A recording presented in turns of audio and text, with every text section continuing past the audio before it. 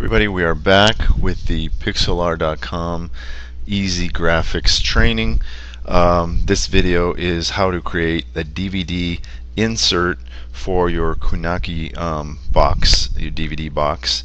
What the insert is the little slice of paper that goes inside the DVD box. And it's inside of there, it shows the chapters of what's on the DVD, and then you can also put an image and you can put the company name. You can put whatever you want, but basically you want to put what's on the DVD in there, and I like to break it down into the different chapters. Okay, because once you open the box, you can also put maybe a little advertisement to your business, maybe a coupon. You can put your website URL on there. Your phone number, like this has here, company name. Okay, this template here, you're getting along with all these tutorials. You're getting this template, and this template is just a JPEG file. Okay, I'm going to show you a pre-built insert that I've already done, and I'm going to walk you through the steps. I'm going to explain them to you.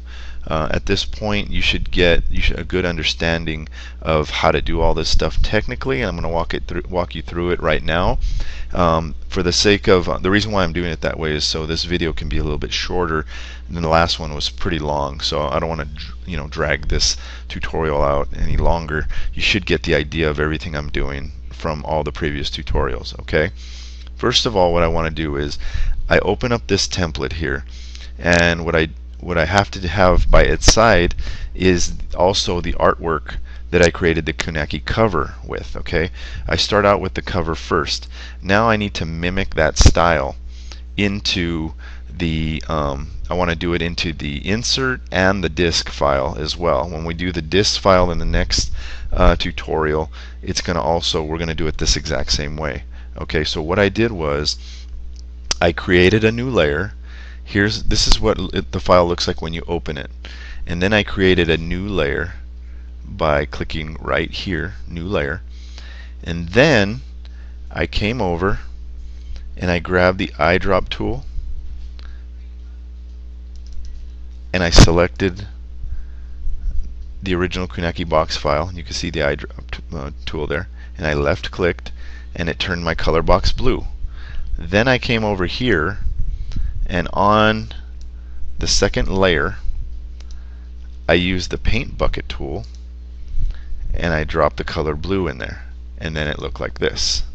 Okay, so that's what I had next. I have that on top of that. Okay, the next thing I did was I came over and grabbed the marquee tool here, and I created a new layer, and I put that new layer here. I grabbed the marquee tool, I left clicked here and dragged across the complete way and let it go. Then I came over, clicked on this file here, grabbed the eyedropper tool, clicked on the gray area. Now I have gray in here. I grabbed the paint bucket tool. I want to drop that color inside this gray area here, so I clicked it, and once I clicked it, once I clicked inside that area there, I came up with, oops, it went to the wrong layer. Once I clicked it, it looked like this. It came up and it created it gray. Okay, filled it in gray. Then, once I had it gray, I clicked on the layer styles and I added a drop shadow. Okay, once I added the drop shadow, you can see it put the little shadow under it, so it gave it a little bit of life, and I put OK. Okay, the next thing I did was I added the company name with the text tool.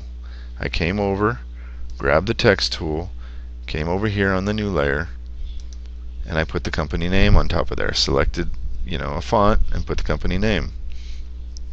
Let me see. And oh, this is an empty layer here. I want to get rid of that one. Oh, then I added the phone number. So in order to add the phone number, let me trash this layer. It's an empty layer. It's nothing. Okay, then I wanted to put the phone number underneath it.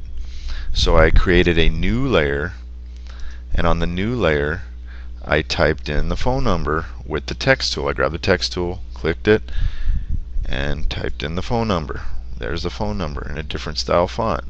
Okay, so in order to make the two fonts side by side different, you have to start a new layer.